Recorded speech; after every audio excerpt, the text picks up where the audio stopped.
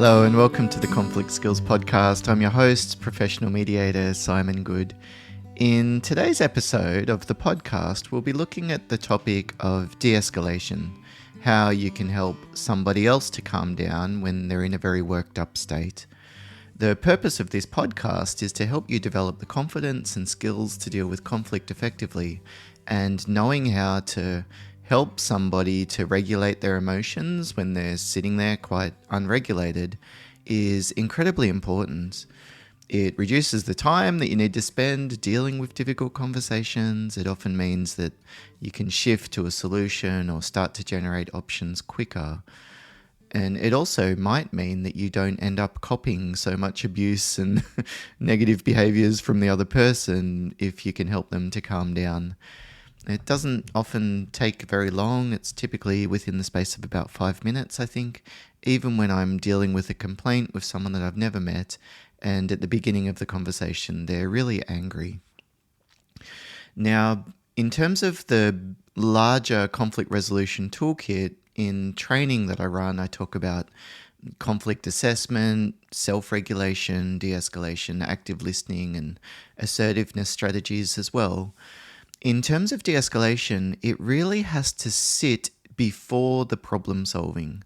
A mistake that people sometimes can make is that they jump straight into coming up with options, thinking about next steps, looking at possible solutions, when the other person isn't ready. And when I say they're not ready to think about options or solutions, I mean in the physical sense. If we scan people's brains using an MRI machine, when people are in a very escalated state, the fight or flight response has kicked in, they literally have less capacity to access the logical, rational sections of their brain than when they're very calm. When we're in fight or flight, all of our focus and energy is directed to short-term survival. And if someone feels like their ego is at stake, they're embarrassed and ashamed, or they're worried about not getting an outcome that they're hoping for or from an argument, it can sometimes trigger that stress response, that fight or flight response. So all of their focus is on short-term survival. So they're not thinking clearly. They're not understanding what you're telling them correctly. They're not considering the consequences of their behavior. And when someone's in that state, it's very unlikely that you'll be able to get to a productive place in the conversation if you're not able to help them to calm down. So in the podcast today, I'll explain the fight or flight response, what that looks like, what happens in terms of our body and our brain, which then gives us information about the kinds of things that can trigger people and push their buttons, as well as the kind of factors that people crave when they're escalated and the kinds of things that can help someone to things aren't as urgent or risky or dangerous or imminent as it might feel in the moment. I'll talk about how you should speak, how you should sit or stand, moving your body, and then we can apply these different tools depending on whether we're dealing with someone face to face or it's on the phone. It might be a little bit different whether it's someone we know or we're delivering bad news as opposed to just receiving a complaint and then we need to go and investigate as a possible next step. Thank you very much for listening, and I really hope that the episode of the podcast today is helpful. Let's get into the topic. So let's first think about the fight or flight response. This is a universal human experience, often triggered by external events. We see or hear something and we think that it's a threat, so our body and our mind go into this fight or flight mode. And the reason why we're designed this way is really to keep us safe. If we think about thousands and thousands of years of human evolution, the goal has been to survive. So any threats that we needed to come across, we had to respond in a way that kept us safe. And if we think about our ancestors, humans living 1,000 years ago, most of the threats that they faced were physical. Things like, you're out and about and you see a stranger from a neighboring tribe and they might want to attack you, or you come across a wild animal like a bear. And so we've got this response, fight or flight, which is really good for dealing with bears. I'll fight the bear or I'll run away. The problem is that we've evolved this, and so our brain and our body have become very good at dealing with bears. We have a single possible response to a whole bunch of different threats. So the problem for modern humans, like you and I, is that we have our fight or flight response get triggered for non-physical threats. Things like being embarrassed, feeling like your 6-year-old's not respecting you when you've asked them to put their shoes on so that you can get in the car about 18 times. Your boss being unreasonable, dealing with a client who's very aggressive, being publicly shamed, having to give a public speech, for example. These are all situations that can trigger that fight or flight response. And that's not ideal. If I'm going for a job interview, I don't really want to get ready to fight the interview panel or run away halfway through if things aren't on track. But that's what my body is getting me ready for. It's action, fight or flight. All of this fight or flight response is about getting ready for action, and a number of changes happen in our body.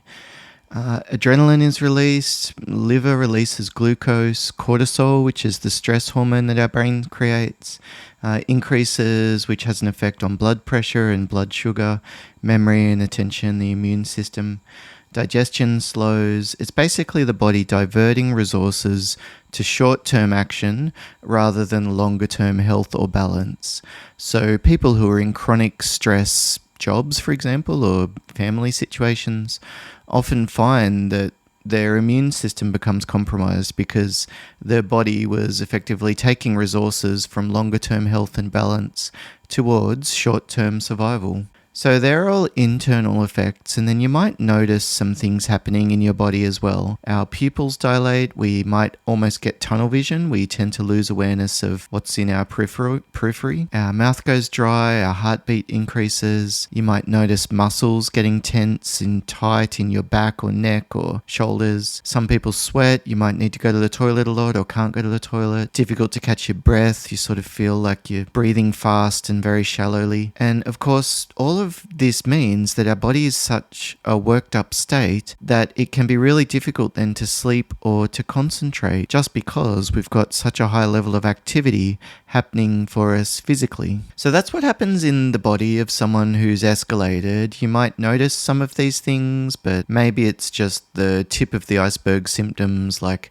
they're raising their voice, they're pacing back and forth, they might be clenching their fists, eyes darting back and forth. All of these things are a sign of that build-up of adrenaline that might be happening. And along with these physical effects, there are also a number of changes that happen in our brain. If you think about the brain as having an upper section and a lower section, the upper section, sort of in behind our forehead, that part of the brain is called the cortex. The middle front section, sort of in behind your eyebrows, is called the prefrontal cortex. This is the uniquely human section of the brain, and that part is important for things like decision making. We process complex information. It's basically where we think rationally and logically.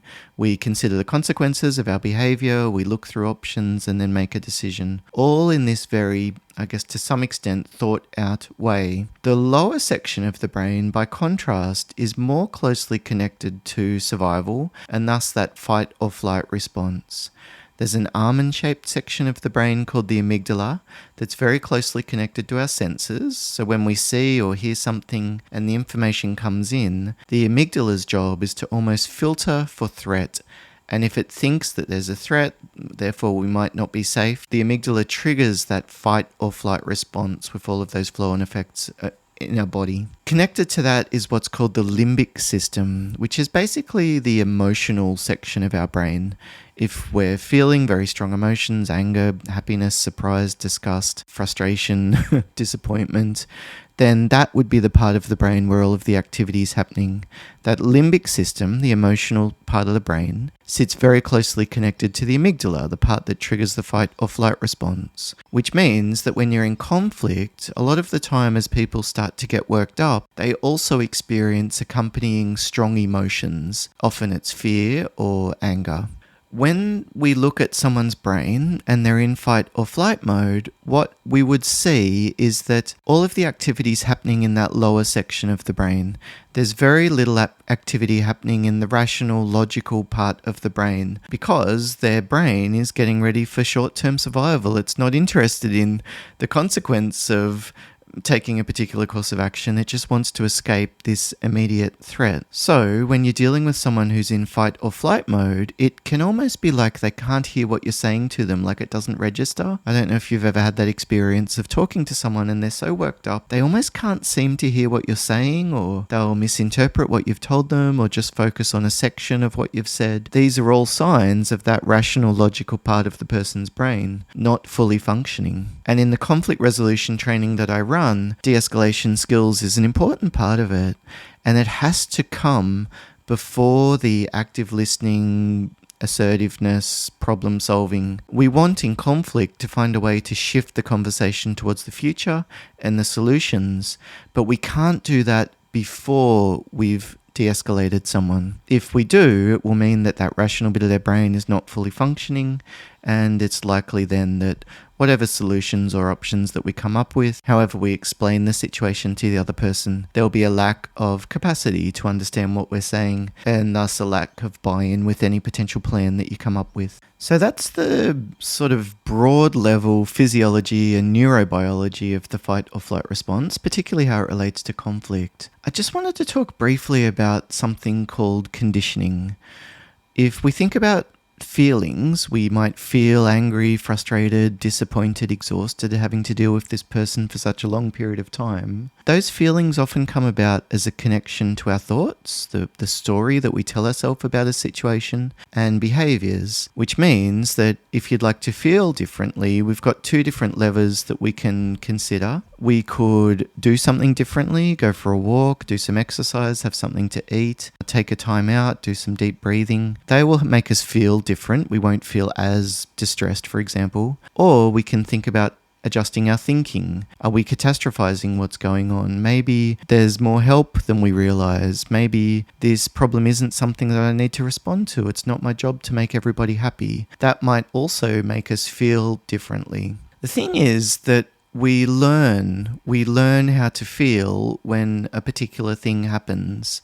The process of conditioning is basically where we start to connect our reaction to a trigger. The classic example is Pavlov's dog. If he would ring the bell every time he gave the dog a meal, then he would ring the bell and the dog would start to salivate because it connected getting a meal with the bell. This also happens at a subconscious level to humans. If the last time we had an interaction with our boss, they became incredibly aggressive and we ended up basically having to leave for fear of the situation just getting worse and worse, the next time we walk into the boss's office, we'll start to have a subconscious reaction to that. Our body is priming us, getting ready for a feeling, which means that it won't take as much for, us to flip into fight or flight mode and for the rational part of our own brain to start to have less and less control and input into the situation. So it's worth realizing this, that your reaction to the situation is really about the past. It's really about previous experiences and things that have happened to you. And that's also true for the person that you're dealing with. So although I've explained that de-escalation, it's the brain and the body, we perceive something as triggering threat. And therefore, one of the things that I'll talk about next is how we can establish a sense of safety. I'm not saying that the person logically thinks that you're going to attack them. If you're a manager and you're talking to a staff and giving negative feedback, it's pretty common for that person to slip into fight or flight mode. And it's not because what you've done is dangerous. You're not intending to threaten them.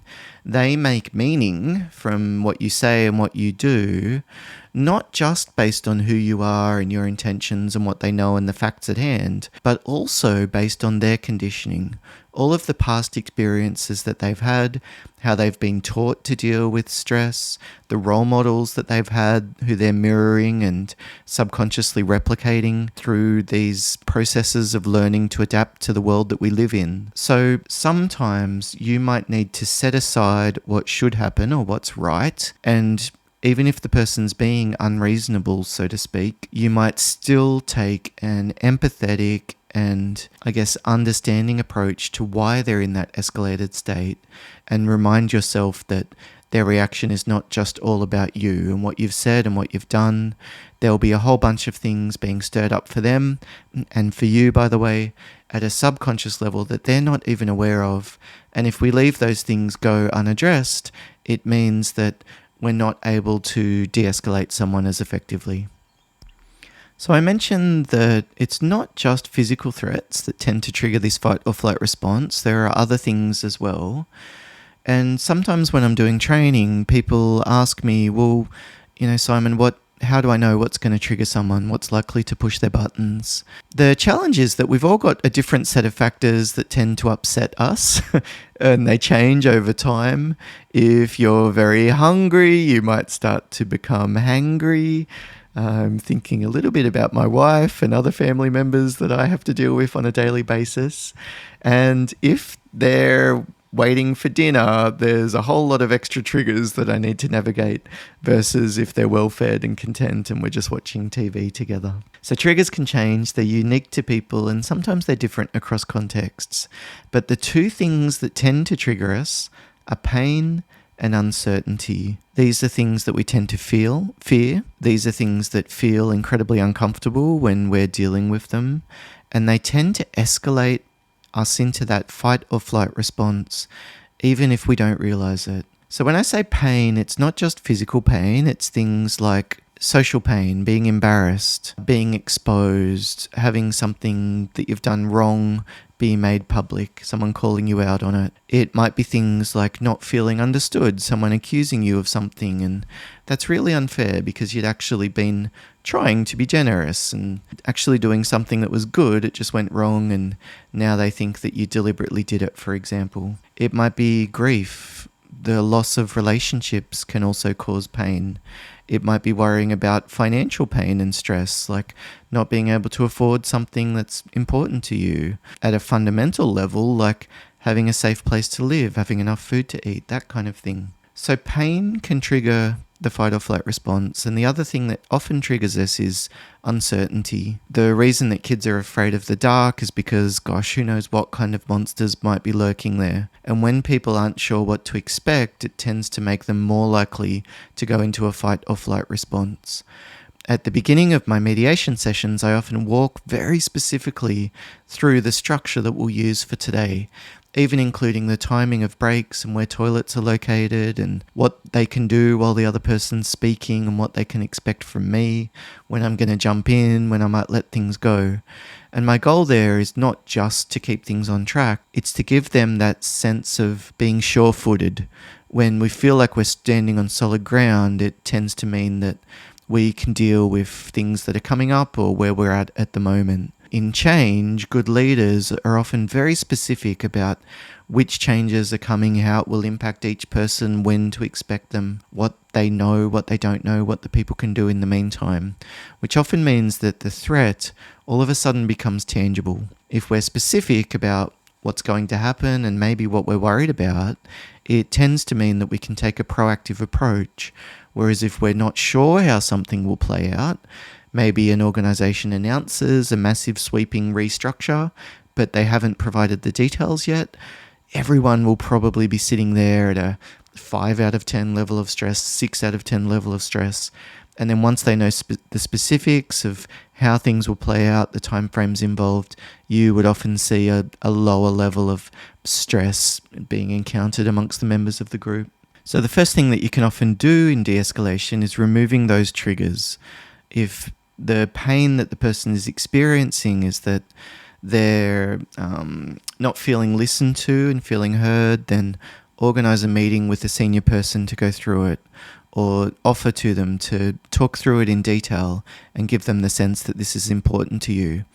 If the person is incredibly upset about a product that they've purchased, saying to them, look, there are some situations where we can offer a refund or a replacement. Could you talk to me a bit more about what's going on? And I can explain options. Even just flagging at the outset that there's something that I can do to remedy this problem might mean that they start to feel more optimistic and, I guess, more willing to be flexible and collaborate on potential solutions. In terms of removing uncertainty, it's usually about talking very clearly about next steps, who will do what, when this will happen, when you'll get back to the person by, that kind of thing. If you're not able to remove the pain and uncertainty, then the next best option is to name it. When we acknowledge something, it tends to mean that the other person feels understood. They have that sense of connection, even if it's not something that we can change, which might mean that they stop repeating themselves and telling you about it again and again, and also reduce the emotional intensity with which they're regarding that. So if someone feels like you've been negligent in your safety guidelines in a particular product or service, saying to them, look, it sounds like to you safety is something that's really important, and part of the reason why you're so disappointed with the product that you've purchased isn't just the risk to you, it's the thought of how this might affect other families in Australia. So let's turn then to some of the techniques that we can use during a difficult conversation to help de-escalate someone. I've broken these down into 3 different categories. First, how you speak, how you should talk, what kind of tone of voice, etc. is helpful. Second, body language, what you say, what you do, how you sit, how you stand, how far apart you are, that kind of thing. And third, the what. What kinds of things can you say? Which kind of phrases can be helpful? What kind of things can you offer? So let's start with speech. There's a really good book I like by a guy called Chris Voss. The book is called Never Split the Difference. And Chris Voss was an FBI hostage negotiator. And one of the things he talks about is what he calls the late night DJ voice. That easy listening classics, easy listening FM. Okay, that last track was from Simon called Where is the Weekend Gone? Oh my gosh, I can't believe it's nearly Monday. There are 3 elements to this tone of voice. Low volume, lower tone, slower speed. With all of these things, of course, if you speak completely really slowly or too low and monotone, it will come across as inauthentic, which might make the other person feel like you're not taking what they're saying seriously. So we need to find a balance, but generally quieter, generally a lower tone. When I talk like this, it tends to escalate people, so I'd talk much more like my natural, I guess, speaking voice, or the voice that I've learnt to use as a mediator. So lower volume, lower tone, and slower speed.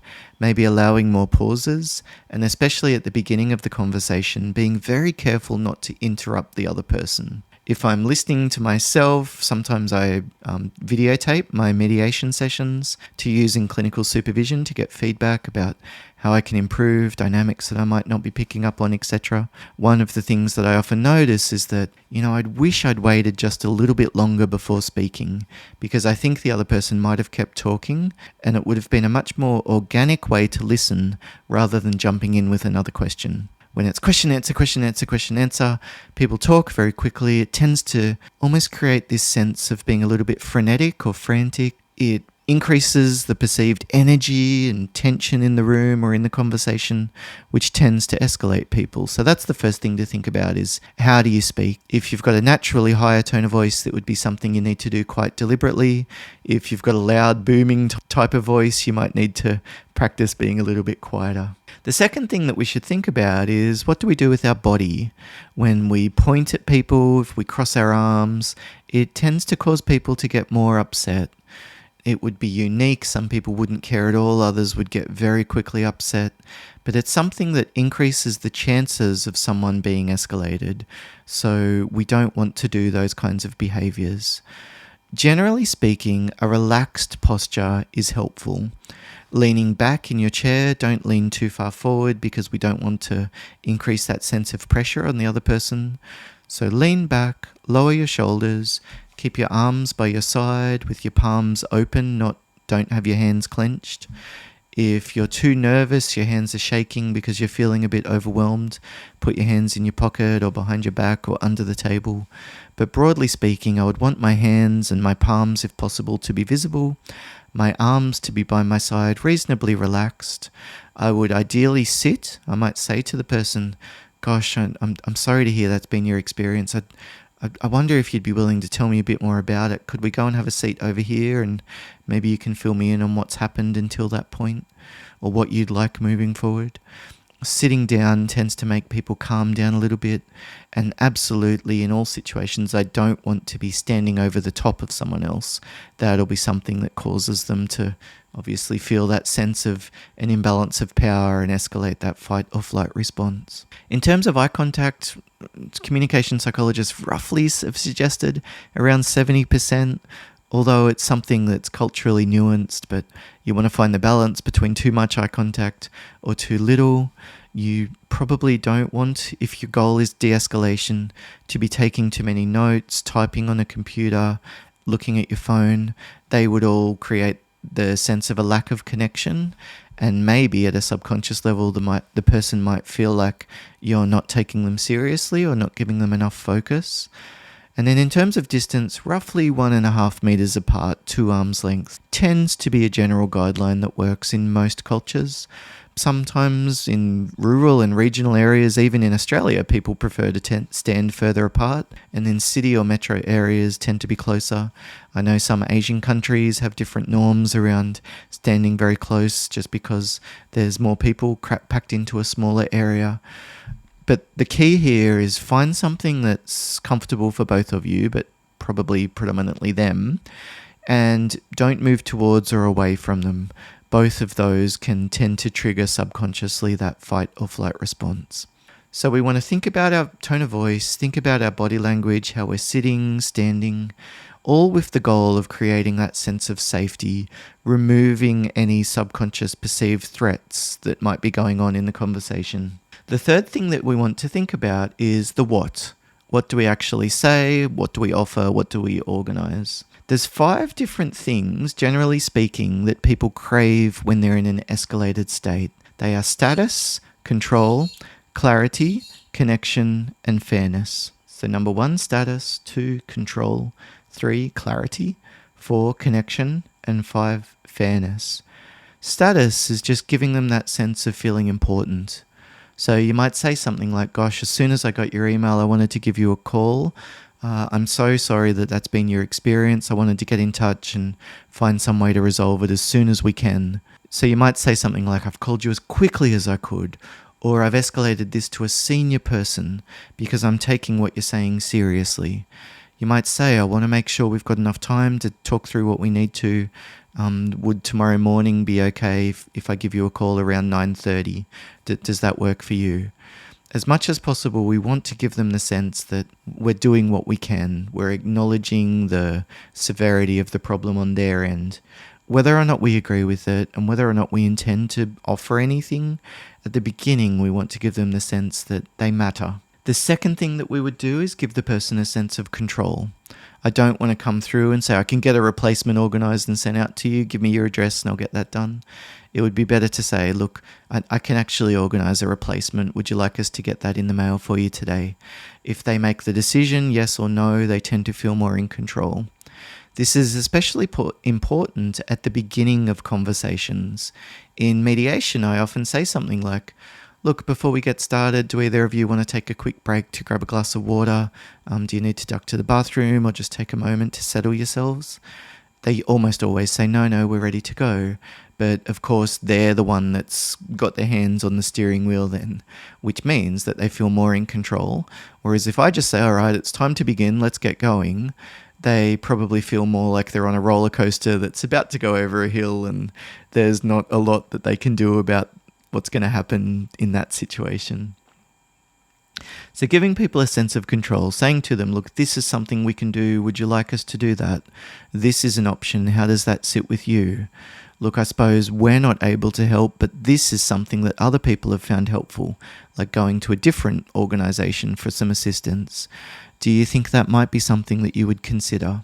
Basically, we're wanting to give that sense of being in the driver's seat. Third is clarity. We want to be as specific as possible about what to expect next. If we say to a customer, look, thanks for lodging a complaint, we'll get back to you as soon as we can, they're probably still sitting there in a pretty worked up state. Well, when are you going to get back to me? Do you even care who's going to get back to me? Is there even any hope here? Whereas if we said, look, I've escalated that to my team leader, they're back in the office tomorrow morning. I've also put a reminder in my diary to go and speak with them about it as soon as I can catch them. This probably means that I can get back to you around 10 o'clock tomorrow. If I put that in the diary, does that time suit you if I give you a call? And then I can talk to you about options and next steps. It's like, this is what's going to happen next. This is when. This is who will get back to you next, or what you'll experience next. And being as specific as possible tends to mean that the other person doesn't have that sense of uncertainty. Connection is the fourth thing that we can offer. A sense of understanding for validation and acknowledgement. Even if we disagree, we think the other person's exaggerating or overreacting, we can still summarize what they've told us. And the more thoroughly we do that, the better the other person will feel understood. So instead of saying, I can understand that this has been disappointing, maybe saying something like, look, I just want to play back what you've told me. It sounds like for you, it's not just your experience with this latest product. You've actually had a number of frustrations with previous products, and nevertheless, you still wanted to support Australian-made businesses, so you were willing to give it a go. It sounds like it just hasn't been what you've expected at all. From the word go, there's been problems, and even when you've tried to fix it, it doesn't sound like things have gotten any better. And you've called today not just to organise a replacement, but it sounds like you're also wanting to give feedback because you're concerned about how this would impact other people in your community or just other customers that we have. Have I got that right?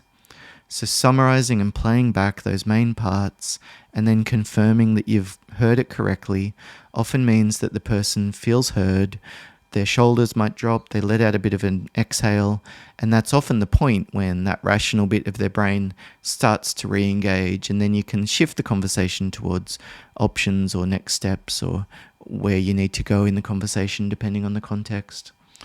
The final thing that people tend to crave is fairness.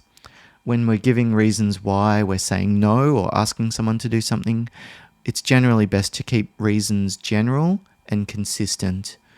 I can remember when I was calling to make an appointment at my doctor's last week, I said, look, are there any appointments available? And they explained that the doctor had been on leave and had just returned, so they didn't have any appointments for the next 2 weeks. It's not urgent, so I didn't particularly mind, but they said to me, look, if you want to, you can call tomorrow morning. There are some appointments that are set aside for on-the-day calls. This was the next day. And I said, okay, so can you just put an appointment in the diary now? I mean, it's 3 p.m. today. Do I really need to call back at 9 a.m. tomorrow? It just doesn't make any sense. And the reason that they gave me was just the appointments are locked until then. They didn't enter into a debate about how silly this policy was. They didn't give me any context around why they do it, because they want to prioritize emergencies for other patients that they have. I don't know. There's probably some reasons why that I'm not aware of. But if they went too much into explaining that, then before you know it, we would have been into a debate, especially with someone like me who, if things are not logical, I tend not to be able to let it go. One of the things that I'm working on in my own personal development. But them just saying that they're locked, there's nothing that we can do about it until tomorrow morning, I'm sorry. And then I said, it just doesn't make any sense. They said, yeah, I can get where you're coming from. Unfortunately, those appointments are locked for now, but if you call tomorrow morning, we can book one in for you. Just keeping that reason general and consistent meant that I didn't have anything to argue against. One of the mistakes people sometimes make is that they get too much into the reasons why for a decision that's made or something that they've done, expecting the other person to understand where they're coming from. But of course, when people are in fight or flight mode, that's not something that's very likely to happen. So giving someone that sense of status being important, giving them a sense of control, explaining expectations and establishing that clarity, giving a sense of connectedness, empathy, relatedness, and then building in fairness where possible, all mean that whatever the communication that you're doing, whether it's by email or in person or face-to-face, or on the phone, I should say, then you're increasing the chances of the other person calming down. As a final point though, what you say and what you do, the messages that you give, the actions that you take, are only a small piece of the puzzle here. It's possible that the person that you're dealing with has mental health issues, drug and alcohol. They've gone through a number of slightly traumatic experiences that day, other conflicts that they've been involved in. They might be a high conflict personality, and this is just the way that they've been conditioned to operate in the world. When we use de-escalation tools effectively, the way I often think about it is that we're increasing the chances of the other person calming down or helping them to do it quicker. What we can't do is guarantee that they're calm. So at some point, if the person doesn't calm down, you might need to shift. And instead of the focus being on de-escalation, there's a point where it needs to be on assertiveness. I'm not going to continue this conversation. I've explained these two options. Once you've had a chance to think about it, let us know and we can, get things organized. There's a point where we do need to just say, enough is enough. For whatever reason, at the moment, this isn't the right time to continue this, and then managing that conversation from there. And I suppose that might not be a bad topic for next podcast if we focus episode 4 on assertiveness skills, holding on to boundaries. I wonder if that's something that would be helpful for you. If you'd be willing to give feedback, you can email podcast@simongood.com. To support the podcast, I would be incredibly grateful if you would go to iTunes or Spotify and give us a good review if the podcast has been helpful for you. Otherwise, thank you so much for listening. If you've got a question or a situation that you would like me to address in the podcast, please send it through. I'd be more than happy to take on board different scenarios or case studies or just recurring issues that you've come across, and maybe give a little bit of insight and maybe some different ways of thinking about the situation or some additional tools that you might be able to incorporate. All the best in your conflict situations. Bye for now.